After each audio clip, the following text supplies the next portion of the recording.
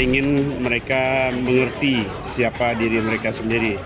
Karena banyak di antara bukan hanya mahasiswa kita sendiri susah untuk mendeskripsikan diri, untuk menyebutkan apa kelebihan kita, apa kelemahan kita. Maka kemarin mereka diminta menyebutkan 5 kelemahan dan 5 kelebihannya. Yang tadi saya panggil itu tidak menyebutkan kelebihan dan kelemahan, berarti dia tidak mengenal diri sendiri. Dalam konsep Indah Johari itu kan ada yang saya tahu, tapi orang lain tidak tahu. Berarti saya orang tertutup. Orang tertutup harus dibuka agar dia terbuka ke orang lain, bisa membantu orang lain. Ada situasi di mana saya tidak tahu, orang lain juga tidak tahu. Ini daerah yang susah, gelap. Itu susah diperbaiki. Tapi ada yang orang lain tahu, saya tahu, itu yang ideal. Kita orang terbuka dan orang mengetahui kelebihan dan kelemahan kita. Oh, kita juga sadar dan kelebihan dan kelemahan kita. Itu dikembangkan. Tujuan akhirnya bagaimana kita mengoptimalkan, menggali semua potensi atau kelebihan kita untuk menutupi kelemahan yang ada pada diri kita. Sesuai dengan moto kita, non squale sed vitae decimus, untuk mempersiapkan kehidupan kita menjadi lebih baik. Baik, apakah ini agenda tahunan? Agenda tahunan, kegiatan wajib untuk mahasiswa baru. Ada pendidikan karakter 1, ada pendidikan karakter 2. Ini masih membongkar kelebihan dan kelemahan yang pada diri mereka sendiri. Karakter 2 nanti lebih kepada siapa sih mahasiswa Widya Dharma. Semua tidak, tapi ada sampel-sampelnya kita tanya, kelemahannya terutama. Apa kelemahannya? Kelemahan misalnya pemalu. Nah, kalau pemalu itu kenapa dia malu, kita cari. Sebenarnya kamu punya kelebihan. Kamu punya kelebihan apa misalnya? Hari ini tidak ada, tapi kemarin ada satu pemain piano. Kenapa kamu pemalu? Saya tidak berani mencoba segala sesuatu. Kamu punya hobi tidak? Punya kelebihan tidak? Ada. Kamu kelebihannya apa main piano? Kami ambil organ, suruh dia main organ. Ternyata dia bisa. Saya bilang kamu punya kelebihan. Hanya saja kamu tidak sadar itu. Dan kamu bisa menggali kelebihan itu untuk menutup kelemahan. Kenapa saya suruh berjoget? Untuk menghilangkan rasa malu. Begitu. Oke, baik. Apa tindak lanjut dari kegiatan ini, Pak? Tindak lanjutannya di kampus-kampus mereka ngapain nanti? Di kampus-kampus mereka diharapkan aktif di kegiatan. Di kegiatan misalnya UKM baik di Senat maupun UKM. UKM itu banyak sesuai dengan hobinya. UKM itu kan pilihan. Hobinya apa, lalu dia bergabung. Kalau hobi seni, ada UKM seni. Sekarang kita sudah pengadaan alat musik tradisional dan modern. Kemudian kalau dia suka olahraga, ada basket, ada futsal di tempat kita. Futsal kebetulan kita lagi adakan event kan. Kemudian ada lagi UKM fotografi yang suka desain itu boleh, fotografi dan desain.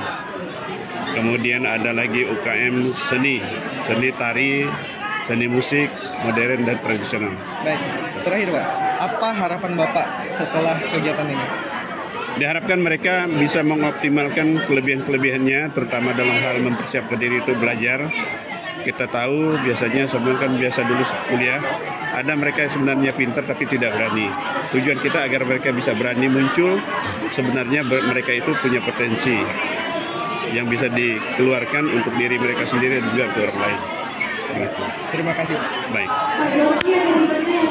Baik, ini ada 2 sesi untuk materi pendidikan anti korupsi itu kita bersinergi dengan pemerintah, dalam hal ini KPK, dalam upaya pencegahan tindak pidana korupsi. Jadi dalam pembukaan ini kami juga menyampaikan materi-materi di mana kami akan mengajarkan kepada mahasiswa perilaku-perilaku apa yang sering dilanggar sama mahasiswa di perguruan tinggi. Nah, sehingga itu akan boleh dicegah supaya mereka tidak berperilaku koruptif ya, karena ini adalah salah satu pencegahan yang bisa dilakukan untuk mewujudkan budaya anti korupsi di Indonesia. Harapan saya mereka sadar bahwa pelanggaran-pelanggaran kecil yang sehari-hari mereka lakukan itu ternyata berpotensi terjadi korupsi di kemudian hari. Nah, ketika kesadaran itu ada, mereka bisa berusaha mengurangi atau mencegah. Nah, dengan hal itu mereka secara otomatis berkontribusi kepada Indonesia untuk membangun Indonesia lebih baik dengan mewujudkan 2045 Indonesia bebas dari korupsi. Baik, terakhir Bu, tentang pelecehan seksual itu ketika ada mahasiswa yang mungkin terlecehkan secara seksual, mungkin secara verbal dan non verbal, itu lapornya bagaimana dan sistemnya gimana? Oke, berdasarkan Permen Dikbudristek 30 2021 itu perintah dari pemerintah ya, semua perguruan tinggi di Indonesia dikarenakan kita darurat anti pelecehan dan kekerasan seksual, ada 8.730-an laporan di 2021. Pak Menteri itu mewajibkan seluruh perguruan tinggi membangun satgas. Nah, di Universitas Widya Dharma ini juga sudah ada satgas dari tahun lalu. Ini adalah upaya untuk mencegah dan memberantas ketika di lingkungan kampus kami terjadi pelecehan dan kekerasan seksual. Kalau itu terjadi, itu bukan hanya untuk mahasiswa ya, untuk seluruh warga, civitas akademika, baik itu dosen, mahasiswa, akademisi, tenaga pendidik ya, atau tenaga kerja di lingkungan kami, dan apapun yang berhubungan dengan Tridharma perguruan tinggi, pendidikan, pengabdian, penelitian. Kalau itu terjadi pelecehan kekerasan seksual boleh melapor ke Satgas. Nah, kontak Satgas itu di email ada di banner-banner satgas@apax@widyadharma.ac.id atau bisa melalui saya langsung atau melalui WhatsApp saya. Mari kita bersama sebagai generasi penerus bangsa membangun budaya anti korupsi, dan kita wujudkan juga di lingkungan kampus kita untuk budaya mencegah pelecehan dan kekerasan seksual di lingkungan kampus kita. Demikian, terima kasih. Terima kasih Ibu. Pak Erika, jadi selama kalian menjadi panitia di sini, apa yang kamu lihat di antusiasnya adik-adik tingkatmu?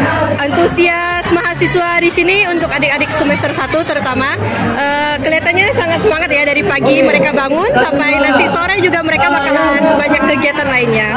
Baik, berapa lama kegiatan ini berlangsung begitu? Kegiatan ini berlangsung dari tanggal 9, 10, 16, 17. Kira-kira menurutmu apa harapanmu sebagai kakak tingkat kepada adik-adik tingkatmu?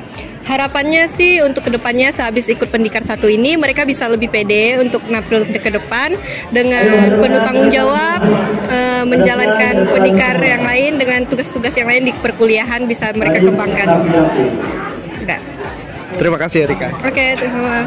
Action, namanya siapa? Nama saya Yosef Niko Fredly Sanjali dari Sepaukulu. Sepaukulu. Ya, harapan selama kegiatan ini bisa jadi mengenal diri sendiri dengan orang lain, jadi lebih baik lagi lah itu ya. Perkenalkan namanya. Perkenalkan, nama saya Veronica Susanti, biasa dipanggil Susan. Asal saya dari Sintang. Dari Sintang. Bagaimana menjadi seorang mahasiswa baru mengikuti kegiatan apa yang kamu dapatkan dari kegiatan ini?